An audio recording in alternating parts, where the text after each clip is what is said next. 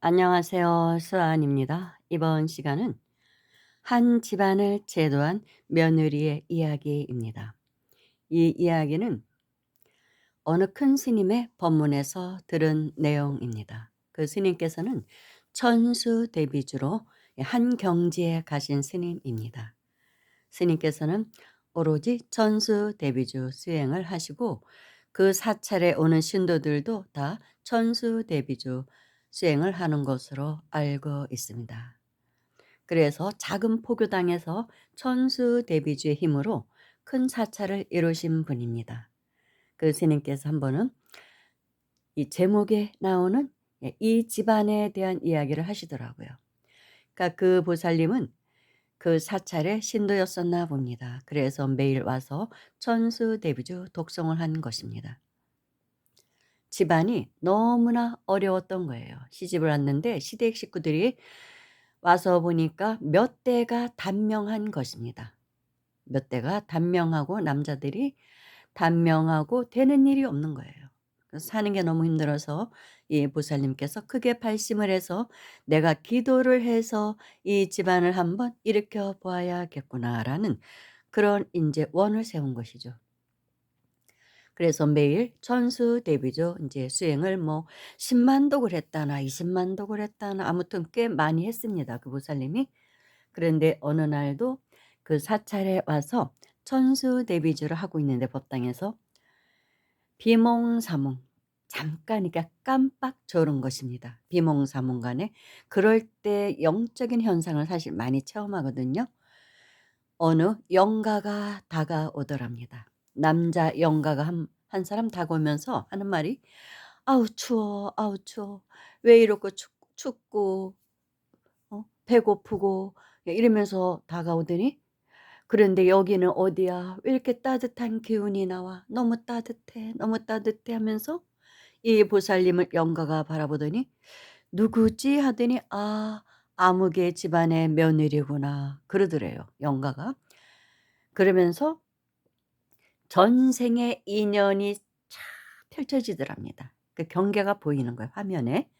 보이는데 보니까 이 영가님과 이 시댁 집안 조상 뭐 증조 할아버지인지 고조 할아버지인지 좌우지간 윗대에 그 집안의 할아버지 한 분이 대감마님이었었다고 합니다. 높은 벼슬을 지었는데 그 당시에 이 영가님이 이 남자 영가님이 그 집안의 노비였던 것입니다. 그런데 어떻게 하다가 억울한 누명을 쓰고 그 멍석마리를 당하게 됩니다. 그래서 다른 하인들이 다 와서 이 영가 남자 영가를 멍석마리를 해서 막 몽둥이를 두들겨 팼던 것이죠. 이실직고 하렸다 하면서. 그런데도 '나는 잘못이 없다.' 진짜로 잘못이 없었나 봐요 그분이. 너무나 억울했던 거예요. 그래서 정말 죽도록 얻어맞고 멍석마리로 옛날에는 그렇게 멍석마리라는 것을 많이 했습니다. 멍석에 말아서 패야 두들겨 패야 뭐 어디 부러진다거나 이런 거 없이 인제 매를 때릴 수 있으니까 그랬습니다.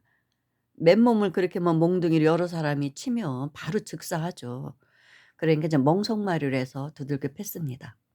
죽이지만 않을 정도. 그러니까 죽지만 않을 정도까지만 두들겨 패는 것이죠.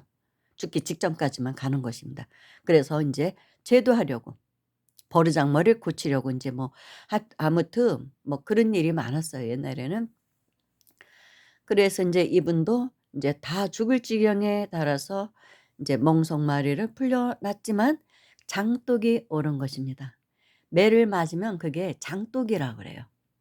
그래서 장독에 의해서 예 며칠 못 살고 이 사람이 죽었습니다. 이 노비가 죽었더래요. 그러니까 원한이 맺혀서 원기가 된 것입니다 이 노비가. 그래서 "두고 봐라. 내가 이 집안을 대대로 몰살시키겠다. 내가 니들 잘 되는 걸 절대로 보지 않겠다. 가만두지 않겠다."는 그런 정말 악한 마음의 원을 세우게 됩니다. 앙심을 품은 거죠. 그래서 그 당시에 그 대감마님도 예 말년에 좋지 않게 죽게 되고 대대로 몇 대를 내려오면서 그 장손들이 일찍 죽은 것입니다. 일찍 죽고 또 되는 일도 없고 집안도 몰락하기 시작한 것입니다. 그래서 아주 가난한 집안이 된 거예요. 그걸 본 것이죠. 이 며느리가 그러니까 비몽사몽간에 그 전생의 인과를 본 것입니다. 그래서 인제 그러다가 비몽사몽간에서 깨어나서 스님에게 달려갑니다. "스님, 제가 기도 중에 이런 현상을 보았는데 어떻게 하면 좋습니까? 그 영가를 천도시켜야 될 거 아닙니까? 우리 집안을 망하게 한 그런 원한 맺힌 원기를 제도해야 되지 않겠습니까?" 그래서 스님이 그 말을 듣고 "그럼 날을 잡아서 그 영가를 위한 제를 지내야겠습니다." 그래서 날 잡아 놓고 천도제를 합니다. 그런데 이 스님이 굉장히 영적인 사람이라 초혼을 합니다. 천도제에 그 영가를 초혼을 하니까 이 영가가 나타납니다. 그러면서 이 영가가 하는 말이 스님에게 "스님, 저는 너무 억울하게 죽었습니다. 전 너무나 억울합니다. 그래서 제가 몇 대를 거쳐서 이 집안을 망하게 했는데 일찍 죽게 하고 그런데도 왠지 허전합니다. 그렇게 원수를 갚았는데도 몇 대에 걸쳐서 갚았는데도 즐겁지를 않고 왜 이렇게 허전할까요? 저는 너무나 허전하고 춥고 배고픕니다." 그렇게 스님에게 이 영가가 하소연을 합니다. 그러자 스님께서 그 영가에게 영가 법문을 하십니다. "영가시여, 들어보소서. 분명히 그 영가님과 그 몇 대 조상이었던 대감님과는 전생에 원결이 있었을 것입니다. 그때는 분명히 영가님이 그 대감님을 해쳤을 것입니다. 한번 고요히 마음을 가라앉히고 원한심을 내려놓고 돌아보소서. 영가에게는 천안이 있다고 합니다. 그래서 영가들은 우리가 죽으면 그 천안이 있기 때문에 그 전생의 인과도 알 수가 있고 미래에 어떤 몸을 받을 것도 알 수가 있다고 합니다. 마음을 조용히 가라앉히고 보면 알 수가 있다고 합니다. 근데 원한심에 사로잡혔기 때문에 그걸 볼 수가 없었던 것이죠. 그래서 스님의 말씀을 듣고 이 영가가 조용히 생각을 해 보니까 '아, 스님 맞군요. 그 전생에는 제가 그 대감을 죽였었습니다. 그런 인과가 있었군요. 결국은 나의 업으로 인해서 그다음 생에 그 집의 노비로 태어나서 내가 그 대감에 의해서 억울하게 누명을 쓰고 맞아 죽었군요. 그것도 모르고 저는 몇 대의 이 집안을 정말 망하게 만들었으니 이 노릇을 어찌합니까?" 그러더래요. 그래서 스님이 "지금부터라도 참회를 하십시오. 그리고 이제는 더 이상 중흥계의 귀신으로 떠들지 말고 윤회계에 들어야 합니다." 그렇게 이제 법문하셨다고 합니다. 그래서 스님 말씀이 그래서 인제 그 영가를 천도를 시키고 보낸 것입니다. 다시 윤회계에 들었겠죠. 물론 어떤 몸을 받을지는 모르죠. 그 사람의 업에 의해서 결정이 되는 것이니까. 아무튼 그 집안에서는 떠난 것입니다. 그 집안과의 원결은 푸른 것이죠. 그러고 나니까 그 집안이 그때부터 풀리기 시작합니다. 그리고 이 보살님의 남편도 일찍 죽지 않고 선대까지는 일찍 죽었는데 그렇게 인제 집안이 업이 풀리면서 운명 전환을 이루게 된 것이죠.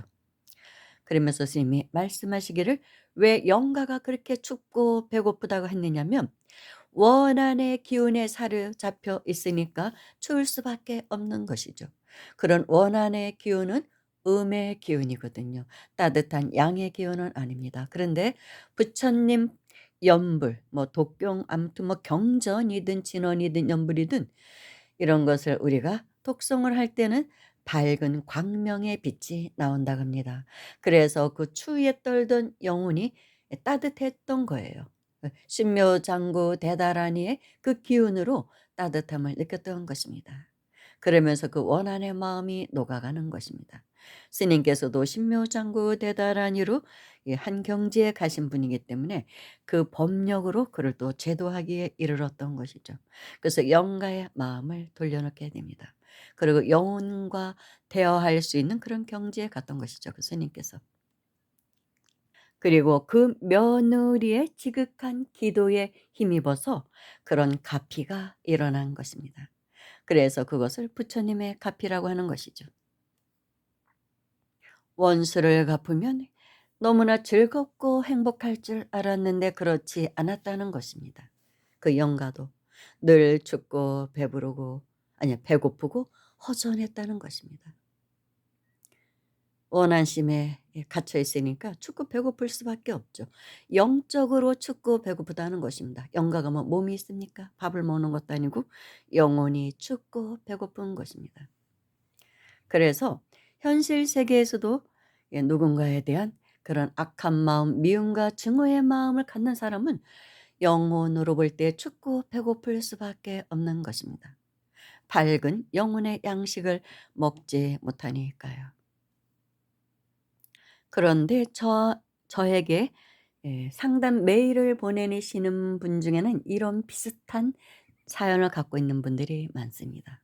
그래서 제가 오늘도 이 방송을 선정을 한 것입니다.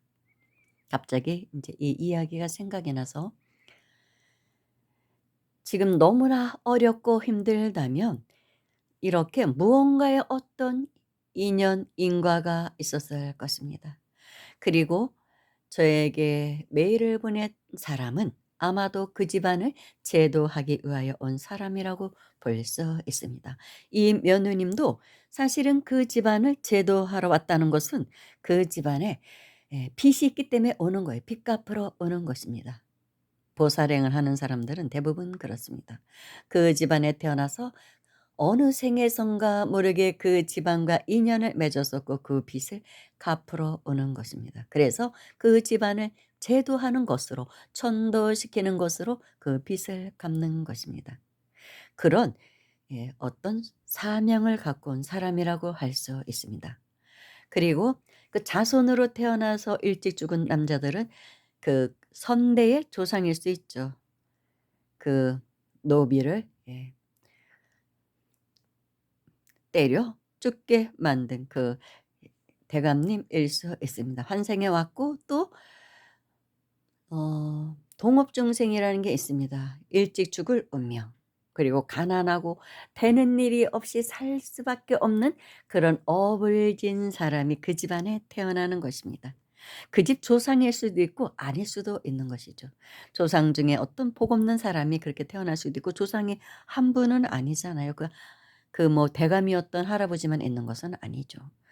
또 뭐 여자가 남자로도 태어나는 것이니까 누군지는 모르죠. 그렇지만 조상일 수도 있지만 조상이 아닌 다른 집안에서 온 사람이라도 그런 업을 지은 사람, 동업중생이 그 집안에 태어나서 단명하고 또 되는 일이 없는 것입니다. 가난하게 살아야 되고 그렇게 인과라는 것은 그렇게 만나게 됩니다. 이루어집니다. 한 집안을 그렇게 구성하는 것입니다. 인연을 그렇게 맺어주는 것이죠. 그래서 정말 이런 인과법을 일단 알아야 돼요. 그래야 기도가 참회 기도가 더 잘 됩니다. 세세생생 알게 모르게 지은 죄 그리고 '나는 왜 이 집안에 시집 와서 이렇게 힘들어야 돼? 내 팔자야.' 남편을 원망하고 시댁을 원망한다고 풀리는 것은 아무것도 없습니다. 모든 것이 다 인연법에서 온 거기 때문에 내 앞에 펼쳐지는 화면은 다 나에게서 나온 것입니다. 그런 집안에 시집 왔다는 것도 그런 경계에 처하게 됐다는 것도 다 내 업의 화면이기 때문에 받아들이고 그 화면을 바꿀 생각을 해야 되는 것입니다. 그래서 기도를 해서 마음을 바꾸며 기도를 자꾸 하다 보면 부처님의 그 좋은 기운이 들어오기 때문에 원망심도 녹습니다. 신체 한탄하는 마음도 사라집니다. 다 받아들이고 어떻게든지 내가 이것을 해결하고 가려고 노력하게 됩니다. 그러다 보면 밝은 기운이 들어오기 시작합니다. 그때 업이 녹기 시작하는 것입니다. 그러면은 내 업이 녹는다는 것은 컴퓨터에 저장된 하드에 저장된 정보가 사라지는 것이죠. 안 좋은 정보가 삭제가 되는 것입니다. 데이터가 사라지는 거예요. 또 바뀌든지 다른 언어로 대입해서 다시 키워드에 우리가 입력을 할 수가 있습니다. 그러면은 화면이 바뀌는 것이죠. 하드에 저장되지 않은 게 화면에 떠오르는 일은 절대로 없잖아요. 다 프로그램에 있는 것이 우리가 화면에 떠오르는 것을 보고 있는 것이죠. 그래서 내 마음을 바꾸라는 것입니다. 내 마음의 프로그램. 내 마음속에 저장된 업의 프로그램을 바꾸라는 것입니다. 그러면은 화면이 바뀌게 되어 있습니다. 그렇지 않고는 바뀌지를 않아요. 그대로 떠오릅니다. 저장된 데이터대로 정보대로 화면에 떠오르게 되어 있습니다. 그래서 무조건 기도만 하는 것이 아니라 이런 것을 인가법을 듣고 받아들이고 열심히 수행을 해서 자신의 마음을 바꾸려고 노력을 해야 됩니다. 누구를 미워하는 마음도 바꾸려고 해 두고 자꾸 습관을 또 바꿔야 돼요. 게으른 습관, 무언가 탐심, 욕심 이런 것을 자꾸 바꾸다 보면 내려놓고 바꾸고 하다 보면 운명 전환이 그때는 프로그램이 바뀌기 때문에 일어나는 것입니다. 그래서 기도를 할 때는 첫째가 마음 공부. 자신의 마음을 보는 거, 마음을 다스리는 거. 그리고 일심정성이 있어야 됩니다. 그래야 법계에서 감동을 해서 이런 가피를 주는 것입니다. 그리고 저에게 그런 상담 메일을 보낸 사람들은 본인 자신이 어쩌면 그 집안을 채도하러 온 사람일 수 있습니다. 그런 사명을 갖고 온 사람일 수 있습니다. 그래서 이런 법문을 듣게 되고 또 저에게 메일을 보내서 상담하게 되는 것입니다. 본인이 그 역할을 해야 될 사람이에요. 보살행을 해야 될 사람. 해필 왜 나야 하는 마음이 들겠죠. 그렇지만 어쩔 수 없습니다. 그렇게 뭐 '왜 나야?' 하고 뭐 벗어나려고 한다고 벗어날 수 있는 것은 아니죠. 한 가족이란 그렇게 피로 맺어진 가족이란 그렇게 쉬운 게 아닙니다. 물론 뭐 며느리는 피로 맺어진 사람은 아니지만 그 집안에 와서 자녀를 낳잖아요. 그러면 다 그렇게 혈연지간이라고 볼 수 있는 것이죠. 설령 이혼을 해도 자신이 낳은 자녀는 그 집안 사람이니까요. 그래서 벗어날 수가 없는 거예요. 그래서 노력해서 운명을 바꾸려고 하는 것밖에는 답이 없다는 것입니다. 감사합니다.